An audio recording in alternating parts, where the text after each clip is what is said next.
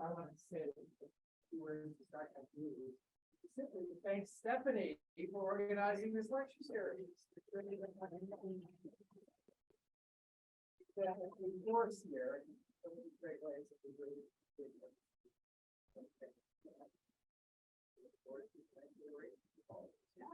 Gas are playing spring. All right, I'm gonna do a quick introduction to our speaker, Stephen Slaughter. Our last speaker of the series, and I'm super excited for you to join us today at Kane. Stephen, after initiating his career at Tom Main Studio, Morphosis, right? Yeah. I always say Morphosis. Thank you for saying it. Slaughter's experience as a 20-year practitioner ranges from presiding over the design of retail boutiques, residences, and restaurants to managing large-scale projects, private, civic, and institutional worldwide. Born out of the desire to challenge architectural orthodoxy, Slaughter co-founded FAT, a four-person multidisciplinary design collaborative that pursues work for exhibition and has shown in venues throughout the world, including the Studio Museum in Harlem, the Architecture Center in New York, and the Fons Regional de Art Contemporains Young Architects Exhibition in Orleans, among others. Throughout his career, both in practice and academia, Slaughter has worked to bridge the chasm between the perceived disconnect between advanced design and disadvantaged communities, working for and with not-for-profits like the Watts House Project, Youth House Cincinnati, and Elements Urban Arts Center. Slaughter advances pursuit that advocates, champions, and engage poor and underserved communities for the amelioration of the built environment through sustainable and conscientious design. Stephen is currently the chair of undergraduate architecture at Pratt Institute, and I'm glad that you're in the East Coast to join us. Thanks a lot. Thanks, Stephanie. So I have like 8 lectures I usually put together. One that I give to like the hoity-toity academics, and one that I sort of like give off the cuff. This is a kind of mix of both. So some of what I say that to say some of it I'll be reading from, and I'm going to try to both enunciate so that everyone can hear me, because there are things that I've scripted that I want to be and want to sound clearly for, and some I'll just be going off the cuff. Thanks, Stephanie. This is the first time I've seen this campus. It's beautiful. First time I've been in this part of New Jersey. So thank you. I'm honored to be here and excited to give this lecture. When I saw the poster, I saw all the other lecturers, and they had the topics of the lecture and for the firm names. Okay. And so I guess mine was Pratt School of Architecture, and I thought, oh, that's not necessarily a lecture, because I thought it was a lecture. All the rest of them. So I wanted to at least take this opportunity to talk about where I got here, the work that got me to be an administrator, the chair of undergraduate architecture at Pratt, and some of the things they wanted to do. And most of that came from my work with underserved communities and what I consider to be a nexus, given my history and my education at The Ohio State University. To some of the older people in the audience, it was the birthplace of the first real digital modeling software, Form Z. Anyone? Whoop whoop. Form Z. It was Chris Esios, professor of mine. It was the Rhino of its day. And so in my career, I've been fortunate to both work at places and teach at places that allowed me to learn more, to be more proficient, both in 3D representation and modeling, and also digital fabrication.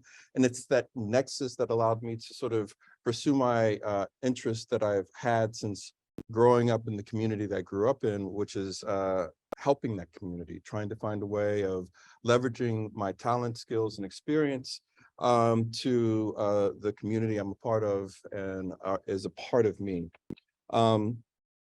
So in pursuing work that addresses the underserved, its past, the slew of racist housing tactics that catastrophically devastated the physical and social fabric of the Black community cannot and should not be ignored. In fact, work in the sphere, the work that I've been doing my whole career, given its history, should be understood for what it is.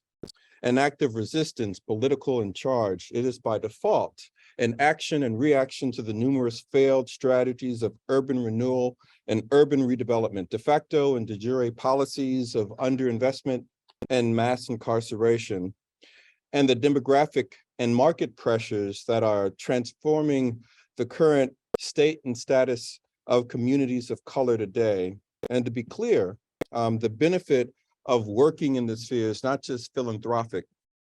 Like all creative communities, like the Shakers, and given this talk in parts of Ohio and Kentucky, it's more meaningful that this community punches way above its weight and their sphere of influence in the design community, like the indigenous or aboriginal cultures of this land, because it should be recognized for the lands that we're on right now and the traditions that they have, as well as Asian culture and craft, which is something that I borrow from liberally and is an inspiration for me as a means of saying, I think that it's appropriate to learn and absorb everything you can as a designer, artist, and maker. But there's much to learn from the traditions, crafts, and practices of America's community of the African diaspora, epitomized by the creative and intellectual outpouring of the Harlem Renaissance and demonstrable in the birth of the blues, bebop, funk, and hip hop. This space, this community, our people, remains an undermined, misunderstood, and underinvested wealth of intellectual and creative production. This work, focused on and centered in disadvantaged communities, should express and manifest the culture, aesthetic, and sensibilities of its people. The work should embrace the tacit status of Black cultural production, although still perceived as subversive and even dangerous by dominant culture. So to embrace a project that responds to disadvantaged communities is to embrace a context that's both hated and heralded, avoided and imitated at the same time. For me, this work started as an undergraduate student. Let me see if I can move this. As an undergraduate student in the many extracurricular activities, my fraternity, Alpha Phi Alpha Fraternity Incorporated, and I should say it's just not a frat. It's the fraternity of Martin Luther King. It was the fraternity of the Civil Rights Movement. When I was a kid, looking up to these brothers in my community, and seeing the work that they were doing, seeing the things that they were bringing in terms of the opportunities to see speakers like Kwame Ture and I was going to say Reggie Jackson, the president, the nominee for president, Jesse Jackson. They brought those speakers to me. They brought those speakers to my community. They brought those speakers to my college. And they were significant in shaping and guiding exactly what I wanted to do. And I usually take this opportunity to talk about it's super important for every interest that you have exterior to architecture to try to find its way into your work, try to find its way into your practice, and try to find its way into your career. And this work continued in architecture school as an intern with the Neighborhood Design Assistance Center, founded in 1983 as a partnership between the Ohio State University and the City of Columbus. The Neighborhood Design Assistance Center provided and still provides planning and design services to Central Ohio's historically underserved and underinvested neighborhoods. Professionally, and soon after graduating and moving to Los Angeles, I sought opportunities to provide design services to the underserved through organizations like OBD, the Organization of Black Designers, and WHP, Watts House Project. They are an art-based neighborhood redevelopment organization that leverages arts programming and architectural rehabilitation for the purpose of creative placemaking. The organization paired teams comprised of an artist and architect with a family from the neighborhood to work, collaborate, and to transform their home into a monument, if you will, that speaks to the individuality and vitality of the family and the culture and character of the community. It was work that transitioned easily to the academy through an ethos that maintained that design and architecture for service professions first. And through design, people can be moved, touched, educated, and elevated to engage and become agents of their own community. The first opportunity I had to turn this praxis to practice as a full-time academician was via a studio I taught at University of Cincinnati called Out of Failure, Disaster Relief and Digital Fabrication.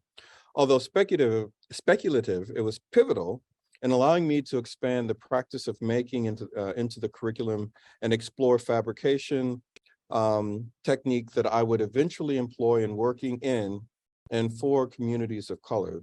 This seminar and subsequent studio was a collaboration between myself and a colleague there, Brian Davies. Founder of DEEP, or Design, I'm sorry, I'm trying to get this out of me, or Design for Extreme Environments Project, an entity within the school that brought together design, geology, and engineering expertise in support of human performance in inhospitable conditions. Since we collectively were interested in how design could address extreme conditions, his focus being geographical and mine situational, our collaborative agenda was to design a course that engaged both. And this is the outline or the kind of pro forma for that collaboration or for that course. A global team of meteorologists who examined the marquee extreme weather events of 2012, including Hurricane Sandy and the drought in the US Midwest, found that human-induced climate change was a factor in half of the dozen events they studied. The authors were specifically interested in how climate change affected Sandy's storm surge, which caused massive destruction on the coast of New Jersey and flooded parts of New York. They concluded that the surge was worse than it would have been just 60 years prior because of sea level rise attributed to warming temperatures and melting Arctic ice. And a rising sea level means that future storms less powerful than Sandy are more likely to cause increasing destruction over time. In the days after Hurricane Katrina's devastated southern Louisiana and Mississippi, the Federal Emergency Management Agency, FEMA, brought 145,000 trailers to house the thousands of victims displaced by the storm. Over the next 5 years, the trailers, which emitted unhealthy levels of formaldehyde, which were nonetheless used by the thousands who couldn't find any other place to live, became a symbol of the federal government's bumbling in the face of national tragedy. Sold at auction and then repurposed by housing for BP cleanup workers, the trailers remain a problem that just won't go away. It was these challenges, the increase in extreme weather events due to climate change, the ineffectiveness of FEMA to offer suitable solutions for disaster relief, and a critique that prevailing digital practice and architecture fails to make use of the potential of computation to address human need that ultimately became the basis of the seminar and subsequent studio we offered called Out of Failure. The challenge was to employ a parametric modeling technique to design a digitally fabricated temporary structure that can be useful in times of hazard response due to natural and/or man-made calamity, which in the given escalating severity of weather-related catastrophe could be argued as one and the same. The process started by diagramming small, confined live-work quarters for the purpose of understanding ergonomics and spatial efficiencies established to establish a new metric beyond that of the American graphic standards for comfort and performance. Next, the students were asked to examine a disaster scenario, context, and delivery method a shelter could address, then design its interior surface to respond to the body, task, and culture, and its exterior surface to respond to the environment, climate change, and terrain, the purpose of which was to create a virtual poche from the interstitial space between the shelter's exterior and interior surfaces that a waffling script could be used to section into structural webs that would be later milled from inch-thick plywood. Working in groups, the studio went through the design process and presented 6 proposals at midterm that were voted on to decide which 3 would be pursued further and eventually in part built full scale. The teams whose projects were selected absorbed the failing teams and work progressed on revising and elaborating the shelters for the studio's mid-review. Inspired by the X Prize, the students presented 3 competitive proposals that would be judged on the merits of more and less. More, the maximization of functionality and flexibility, ability for the shelter to accommodate a variety of domestic situations with regard to use, populace, and culture, marketability and scalability, ease at which the shelter could be designed for a variety of functions other than domestic habitation, and its life cycle perspectives. Plan for the shelter post-habitation, reduce, reuse, recycle, and less with regard to the cost and efficiencies, and minimizing time in terms of how long it took to actually fabricate and to erect. The jury was comprised of faculty and industry professionals and a representative from our Rapid Prototyping Center, and the vote ended in the tie, and the students were left to their own devices, and they chose the shelter for Haiti. At that point, the teams collapsed and again worked to begin on fabricating a full-scale prototype for exhibition. And they, oops.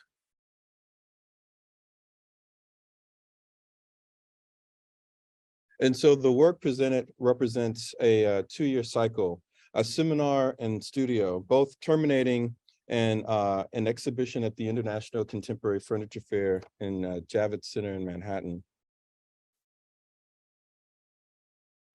For the first year, and on the heels of Superstorm Sandy, and coincidentally ICFF's 25th anniversary, the theme being digital fabrication, the work of the seminar somehow made its way to the fair's school committee, and they reached out to us to present. So this was very odd. We were working on this project. I think it had some buzz, and they came to us and said, hey, so it's our 25th anniversary. Would you like to present the work that you're doing in disaster relief on the heels of Superstorm Sandy at this exhibition? And we said yes.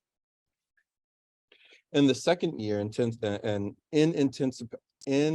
anticipation of their invitation, we organized a 6-credit-hour studio cognizant of the challenges of ICFF, challenges coincidentally inherent to the pro forma of a flat-packed, deployable, rapid assembly shelter.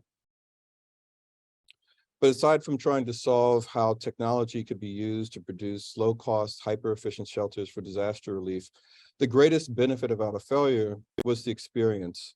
The teams researched, designed, built, marketed, traveled, and served as both sales staff and ambassador to the idea that design and technology can be leveraged to make what I think is most important, a difference.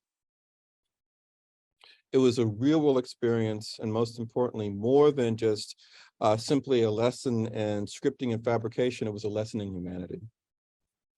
The second project I'd like to show was done through a program developed around the idea of partnering with entities outside the university through the design build rapid prototyping process.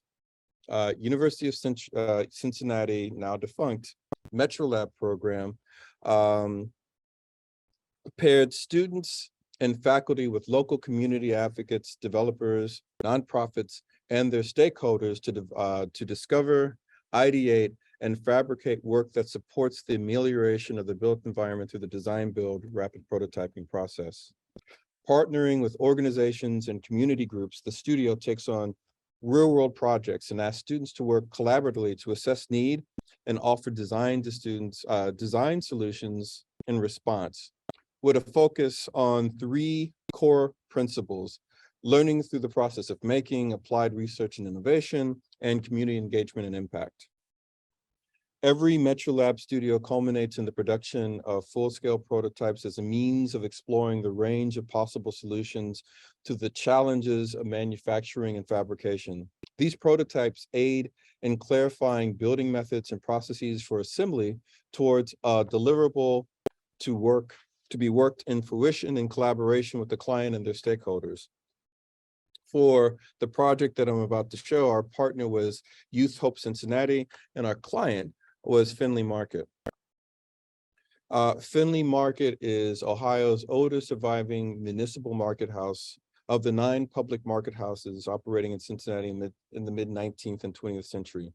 Erected in 1852 and opened in 1855, Finley Market was listed on the National Registry for Historic Places in 1972. Operated by the nonprofit Corporate for Finley Market, the market continues to strive to be a vibrant and thriving public destination in the city. That's something I got from his website.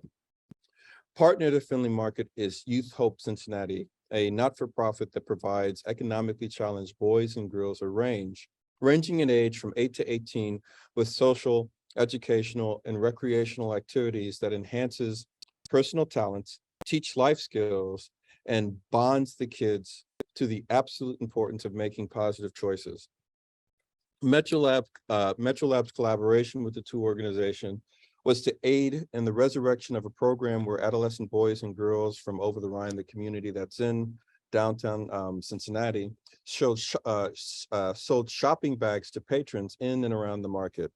The program's comeback is due to the desire to engage the youth of the community and offer a platform that allowed kids and the patrons to serve as ambassadors for the cultures they represented. So the market is in, I guess one would say, the hood, and it had it's super popular with really amazing vendors that communities from the suburbs would come in, shop, and leave without having any I guess opportunity to understand the community that it was centered in or the people that live there. And so this was an opportunity to sort of provide a venue or a space for these two populations to meet and get to know one another. So the task of the studio was to create a neutral space made formal by its association with the market, where the two populations can connect around the exchange of goods and services. Consistent with my teaching was the implementation of the digital design and fabrication process to picture, pitch, prototype, and produce quickly structures that traditionally would have taken an entire term to resolve to design. We started by doing market research, looking at contemporary aesthetics in the food service industry, as well as display technique and kitchen aesthetics, along with kiosk and small shelter design for inspiration. And in response to the research, we presented both Finley Market and Youth Hope Inc. a series of designs for the shelter that was versatile, functional, mobile, with strategies and pricing options, and also a strategy for storage. In a fit and finish both clients and customers alike would be happy with. And after receiving approval, the studio worked in teams to fabricate both the jigs and the parts for a prototype, which we brought to the market to test, and it failed.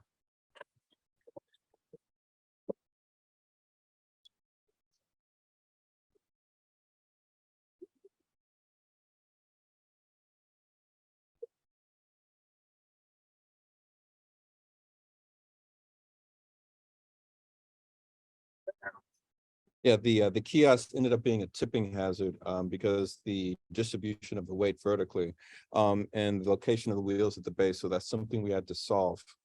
These issues were addressed, and for the rest of the semester, the studio became an assembly line cranking out parts for the 6 kiosks that were built and a hut that the kiosks were stored in. For us, the success of the projects was the success of the program, and for 3 years now, I guess 4 years now, since the kiosks were built, excuse me, on most sunny weekends, kids from the neighborhood have been sharpening their entrepreneurial skills by selling bags at the market. They keep almost 100% of what they make. And the rest goes to basically resupplying the supply of bags and their uniforms. And this has been a boon for them. We thought it would be cute and nice. We thought it'd be kind of helpful for both the community, this not-for-profit, and the market. But the patrons would not just give like $2 or $3 for, they would just give $20 a bag. And so all of these kids got Jordans. It was pretty amazing. I had no idea it would go like that, but it's been a real boon for the organization and better still for the kids. The process of design, build, making, and community outreach allowed me to reconnect with why I pursued architecture after graduating, to help people. It was this process intrinsic to working in and with the community that gave me the opportunity to address some of the issues I had with that work. And that is that that's work for its own sake. So the question to myself was, how can I leverage the cultures I was engaged to develop technique and creation and a method of working and a possible aesthetic? So with that question in mind, the opportunity of pursuing technique and aesthetics came with Metro Lab's collaboration with a Cincinnati 501c3 called Elements. Elements Urban Arts Center is a local not-for-profit arts organization whose core mission is to serve as a catalyst for change for Cincinnati's inner city youth. Founded and supported by a diverse array of community leaders and stakeholders who believes in the power of music, poetry, and the arts to change lives, Element teaches, champions, and represents hip-hop culture in Cincinnati. The ideas behind the collaboration between Metro Lab and Element was to use the process of design to foster a relationship that would allow each student group to learn and appreciate the training and the talents of the other. And in so doing, hopefully form a bond that can forge community and sponsor change. The challenge, though, was not just making the collaboration work, but to have the art form of hip hop not only play a central role in the pedagogy of the studio, but serve as an ambassador to the predominantly white, predominantly affluent Midwest students of UC whose tastes range from classic rock to country, as well as the predominantly Black, predominantly working class, historically underserved and underrepresented group of preteens and young adults at Elements, who ironically were as familiar with Kool Herc as my UC students. Kool Herc, anyone? Anyone know who Kool Herc is? No one? Okay.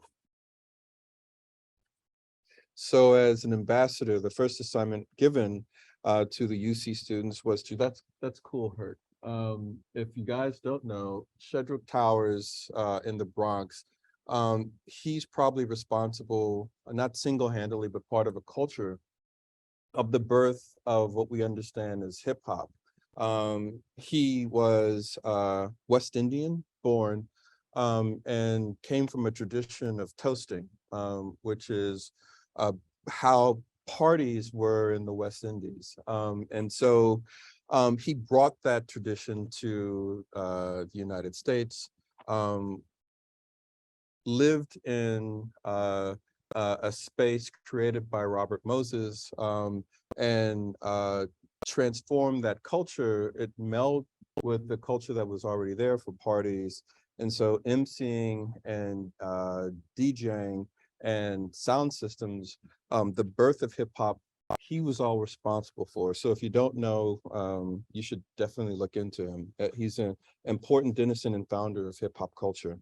So as an ambassador, the first assignment given to the UC students was to research the origins of hip hop and produce 3 videos that described its tenets, beats, lyrics, and in this case, battles. Then they were asked to remix what they had initially created into a completely new piece using hip hop compositional technique, sampling, looping, breaks, and collage. And this is a quick example of what they produced. Our art is a reflection of our reality.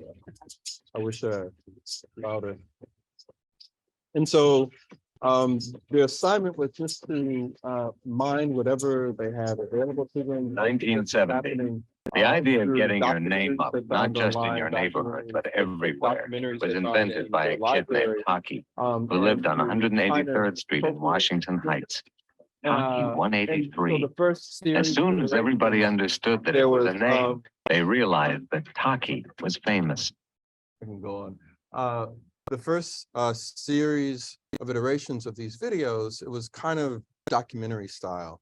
And more and more, we had conversations, both from readings about hip hop architecture, hip hop technique, and with the purpose of having them work on medium that was familiar to them in a way that they thought they knew, to produce something new. It was a way for me to teach them hip hop technique, so that when we got back to the drawing board, when we got back to design as they understood it, that technique would be instrumental in how they move through the project. And again, using the assignment as an ambassador, I wanted the students to share what they had learned about hip hop with the Element student, and have them screen the videos to initiate a collaboration or conversation around the assignment, where my students and the Element students would work together to diagram the video graphically. And this is one of the things that came out of it. And for the reasons that became clear to me later in the semester, this was a complete failure. We had assumed that the Element students, who were ranging in age from 7 again to 18, in high school, sometimes there and sometimes not. We assumed that they would be there every day, be interested in doing homework, and wouldn't be turned off by a task that puts my students to sleep.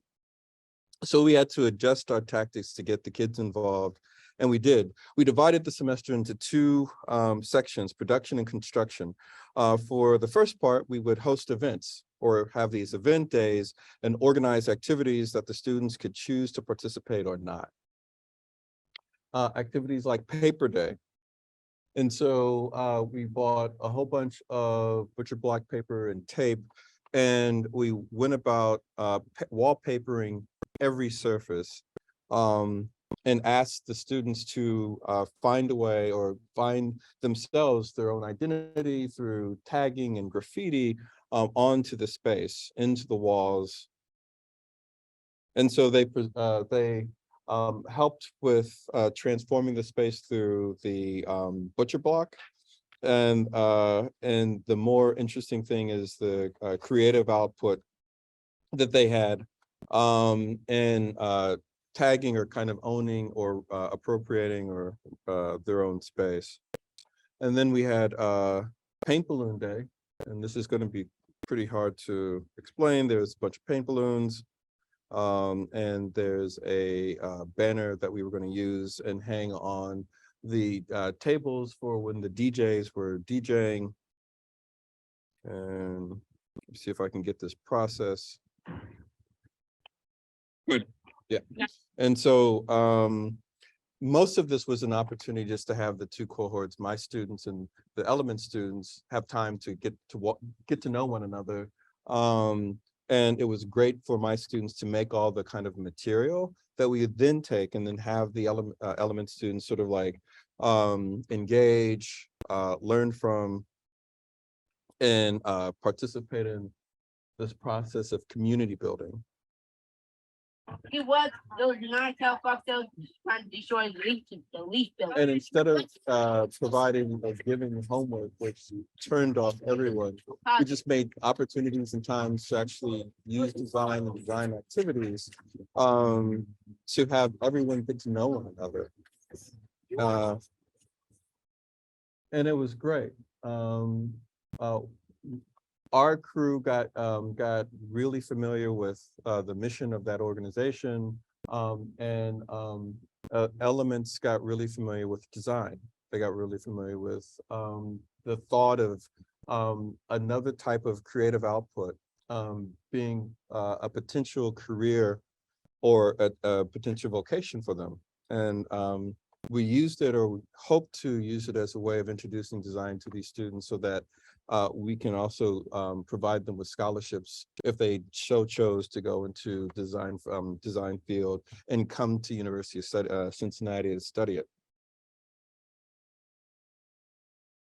And so finally, there was Cutcraft Day, where the two groups of students work together to make something productive that can either be, again, appropriated or influenced in the design of the projects we were imagining for the organization. So we still had a task of not just working with the students, but looking at the space and finding ways that we can work in the space and augment the space with the budget that we had and the skills and talents that we had.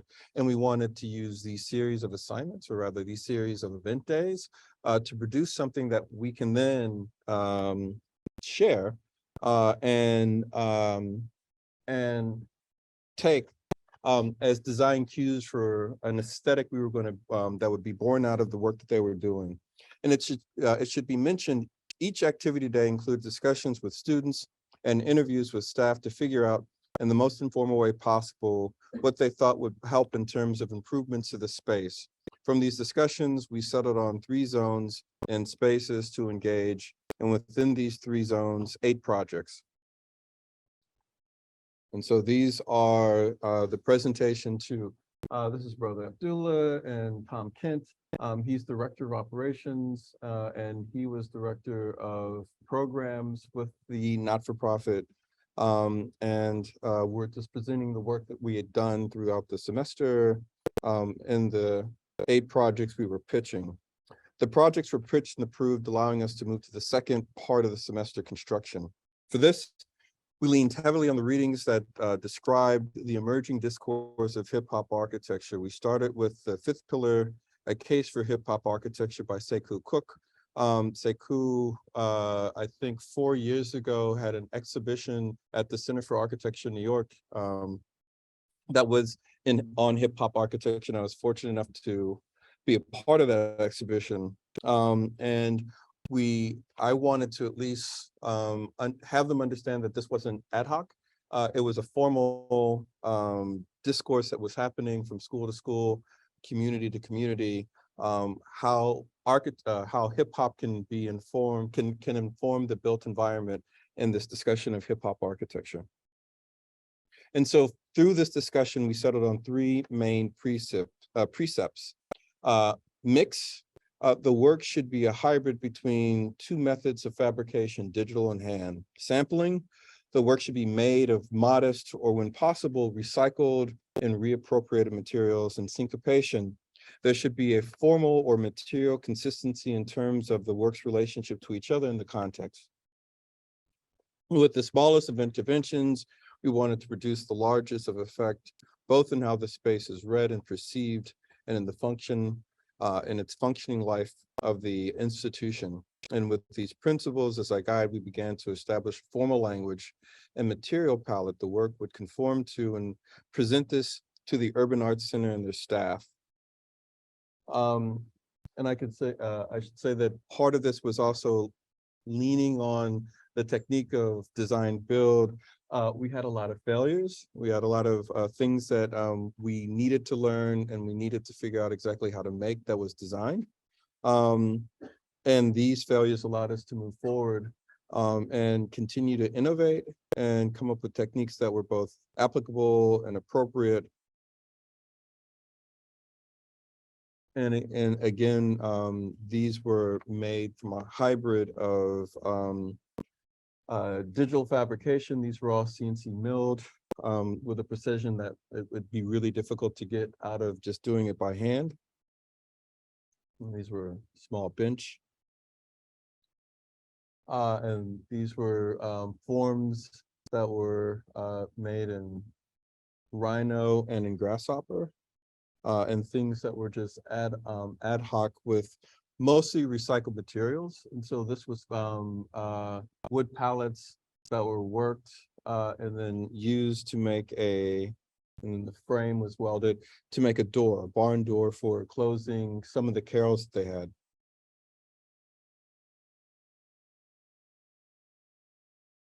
And then we organized days where we would come to the organization and install. And so we would do some of the fabrication at our shop on campus, and then bring some of the parts that were both inspired and produced by the collaboration between the Element students and our students. And then and that's the redux of the metal shelf. And we had a pretty good time doing it. Now, this choked me up. She just started to cry. I'm just like, why crying? We're doing a really great job. And she's like, this is the first time that I've actually seen anything that I've designed.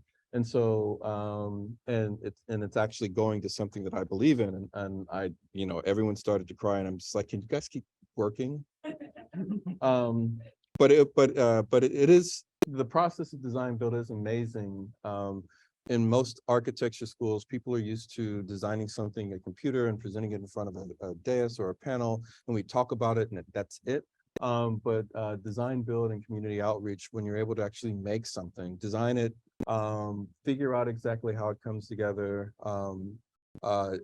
detail it, and then build it, and then install it. I think it's a different, it's a different feeling that you get, and when you have a kind of real visceral relationship to the things that you're actually making and thinking through in the classroom and in the studio.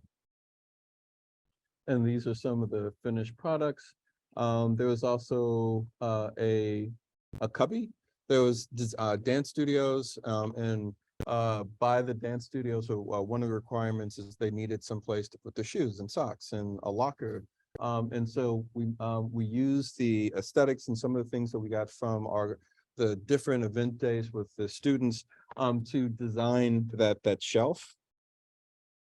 We also did some repairs. They had a desk that had plexiglass in it, and we took the plexiglass, took it to school, milled the logo, put it back, fixed the fluorescent light in it, and then resituated it so that it became, so that you, as you're walking past its storefront, you would actually see this illuminated. This was a practice booth where students would work on beats, and they, granted, this was closed off, these are teenagers. The requirement for the booth is they wanted, the students wanted a bit more privacy, but the administration wanted to be able to see what they're doing. And so we kind of made a screen that allowed for, at one level, it to be private based on the kind of direction of the slats. So the students felt like they were completely in that space, while there was still a kind of modicum of monitoring that I think is necessary. And there was also this triangle aesthetic, which came from the logo, which was a crown, maybe from Biggie, became something that we kind of used everywhere. And this is a portable collapsible DJ table. And these are images of a sound baffle. The prototype of which you saw going up in the class, there was a concrete ceiling in the space, and it was bright. And I can imagine, or you can imagine, like 30, 16, 17, 18-year-olds, when they come there, they collapse, they hang out, there's PlayStations, it gets very loud. And so they wanted something that would attenuate the sound. And so we made this mobile sound baffle out of plasticized chipboard and grommets with felt attached to it, and we sort of hung it in the space. And it was, and I'm like anyone, you never think it's going to work when you do it, and then you actually put it in, and it made such a big difference. And these were the shelves, the plastic shelves that went into the cubby for shoes. They had a hole on one side of them. They're made out of plastic, so they went into the shelf, and there was a part here where you can lock it. And so what was at one point a fail when we thought we can make these out of metal and just break. That didn't work out. But changing the material to something that was more important, same grommet technique made out of plastic. This was done by a Grasshopper script that took, I think, a Biggie song and made holes relative to, I think it's waveform. That's the chair that you guys saw. And we also made a collapsible dance floor. This is made out of different cork that's actually painted. And through the process of the studio, we're able to introduce, educate, and excite the students of Urban Arts Center to the idea that design is to the idea of design as a career, with the goal being that the element students would be a part of a pipeline, and we're still working on that pipeline that we're putting in place. The collective experience of making, breaking, and making again, the rapid prototyping process allowed the students to develop a vested interest in the success of the studio and well-being of those served, and the sustainability of the collaboration while working rigorously towards the successful completion of the project. By demystifying the myth of the ghetto, employed to propagate fear, and exploiting the testimony of the ghetto to avail to provoke revolution, the project sought to augment the ghetto's perception and challenge the trajectory of both the cohorts by simply introducing each to the other through art and design. And so we ran it again, and we made another dance floor. There was an issue with the curtain wall, the storefront sometimes in the dance studio when at some parts of the year being too bright. So we found coffee bags and used an element of the logo to make these shades. And I hated the door when they did it the first time. And so we made another door. And what's interesting about that, we took the plexiglass off, drilled into it, put in rare earth magnets in a pattern that those triangles are an activity. And so they don't do this activity anymore, but it's a kind of, we made the frames. You can take the paper mache off the frames. The activity day was to paper mache these frames and then paint them whatever they wanted to do, and then put them on the door in whatever pattern they wanted. And so this is an ongoing project that changes every time that I see it, with things that can be recycled and not destroyed, through and reused, and change the character of the space each time you see it.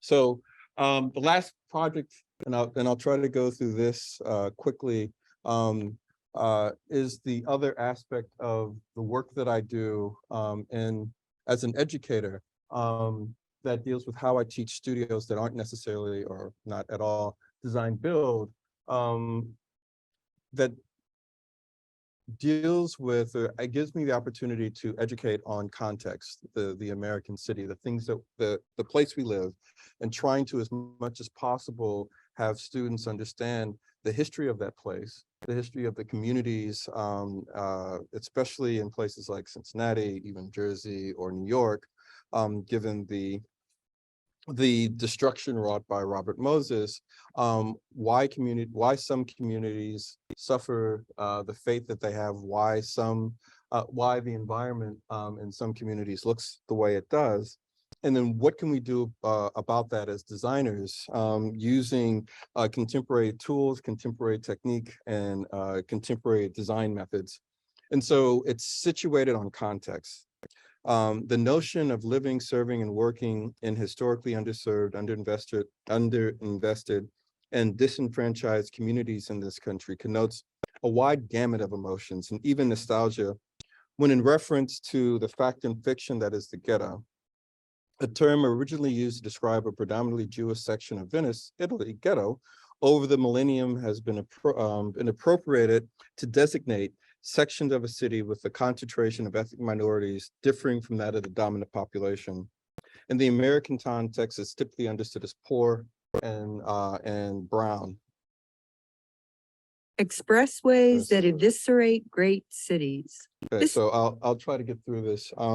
There's a Jane Jacobs quote that describes her time and the fight that she had and the condition of the city that had been changing. She was witnessing firsthand the condition of redlining, how communities, how Black and brown communities were being ghettoized, and those conditions of the ghetto being different from the type of New York that she grew up in.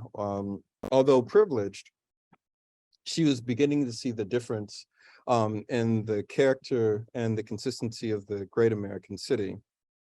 The core.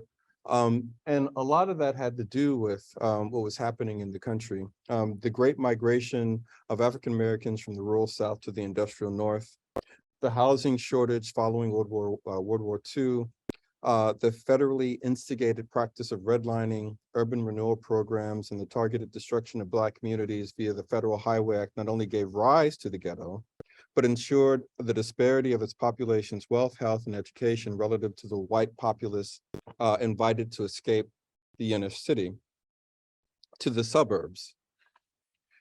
The what, how, or why of the ghetto, its raison d'etre, though documented and chronicled over time, does not in and of itself describe the condition of the ghetto, nor its perception. For that, it should be understood that the resonance of any place is a collective construction. Kevin Lynch reminds us that the strategic link is the environmental image, the generalized mental picture of the exterior physical world that is held by an individual. This image is the product both of immediate sensation and of the memory of past experiences, and it is used to interpret information and guide action. The need to recognize and pattern our surroundings is so crucial and has such long roots in the past that this image has wide practical and emotional importance to the individual. And I would agree, and that was his quote, to the collective as well. But as the condition of the ghetto deteriorated through the middle of the 20th century, its perception bifurcated. To its inhabitants, it was home, challenged, difficult at times, but familiar. Navigable and even nurturing, that's me as a young architect. But to those who lived outside the red line, the ghetto and the idea of integration was something too violent and consistent every turn. Embroiled in the ideology of white supremacy and the general ignorance of the other, were preyed upon to craft the most enduring argument for segregation to date, economics. Where And so the fear was if a brown person moved into your neighborhood, that neighborhood would then be devalued. And so you don't let brown people move into your neighborhood. And this fear wasn't just one that was in the community, it was also in media. It was also propagated through movies like Fort Apache, The Bronx, which preyed on those fears and caused division in communities, and these fears and divisions are still being used to segregate today. So the perception of the ghetto was and still is used for both politics and profit. It had the effect of allowing real estate speculators to capitalize on the fear white homeowners had of an approaching ghetto to buy, sell, and flip property for profit, and gave carte blanche to government agencies to destroy African-American neighborhoods wholesale in the name of civic improvement and urban renewal, thus continuing the cycle of turning an image projected into reality. That image projected is, of course, the movie. This space between image and reality, the space of the Black community is its lost histories, its recovered identity, and its promising future is where I exist as a practitioner, educator, and administrator, and where I continue to experiment with projects that are larger in scope and scale, different from the design build projects that I showed you, and more speculative in its pursuits. And so this is Marty Summers. He was a colleague of mine at University of Kentucky, and we, I guess, graduated from the same office, if you will. We worked for Tom Main and Morphosis, and at Tom, built on a lot of the things I learned at The Ohio State University in the early experiments in computation. We learned a similar system of computational improvisational design.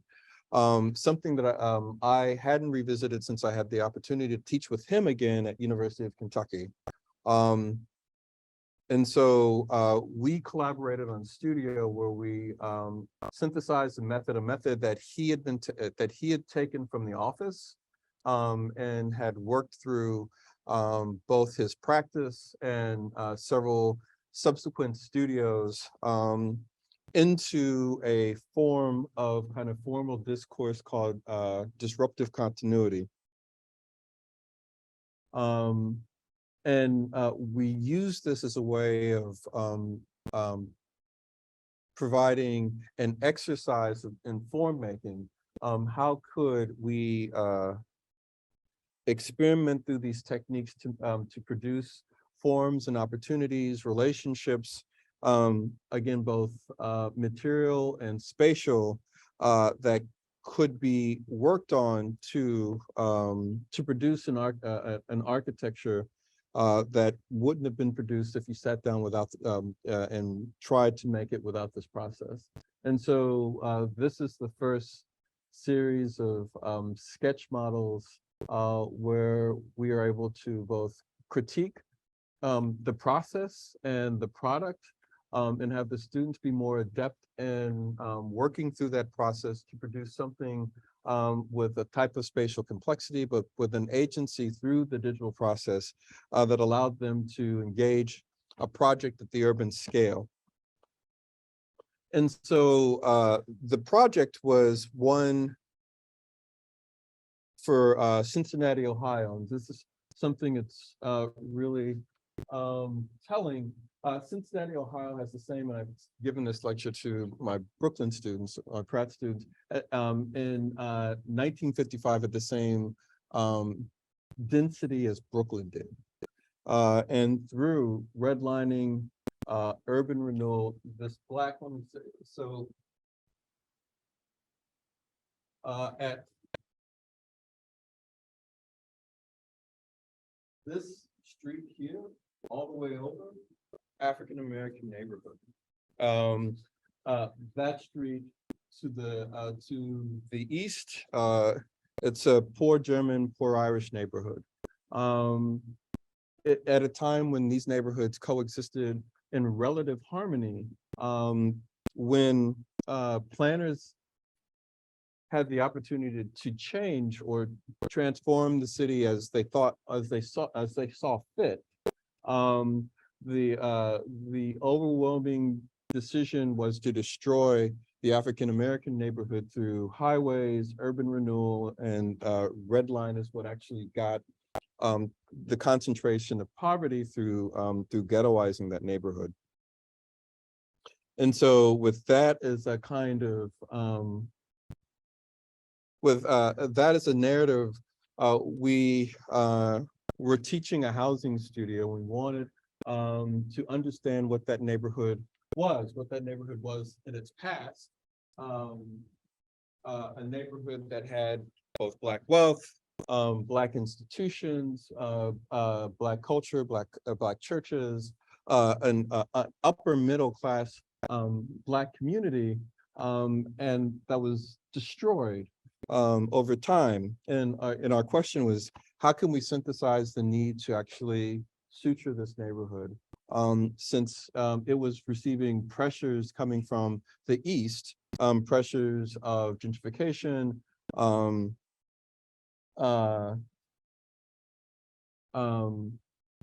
but still continued pressures of erasure.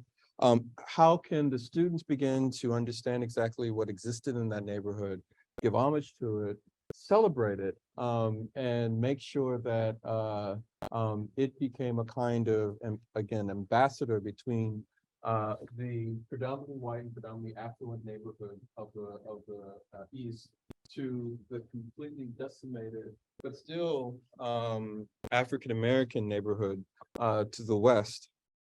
In the same way, any housing studio would do, looked at the different relationships programmatically on the site, the different types of zoning for the building they were making, and understanding its housing relative to the housing that was adjacent to the neighborhood on both sides of it, but use the process, the digital process as we taught them, this the method that we gave them at the beginning of the semester to form find. And so these are the projects that were produced. With an understanding of the production of highly articulate plans that describe in a very so that these weren't just a matter of I guess solely formal manipulation, but how can you translate that into a conventional housing project where we understood how some of the institutions of the neighborhood, like a theater that existed before, could come back. It can have green space, it can be live work.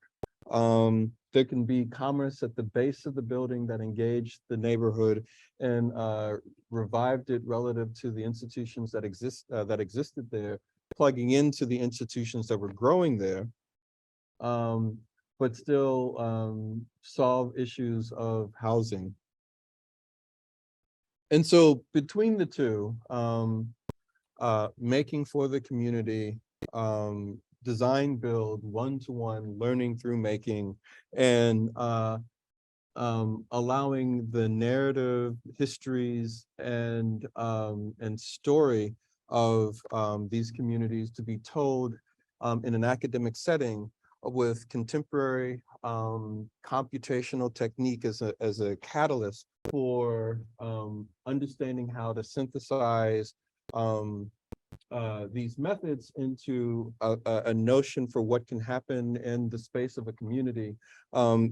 That's been the synthesis of my work, and I think why I was hired at Pratt. So that was long, but thank you. And if you guys want to ask me any questions.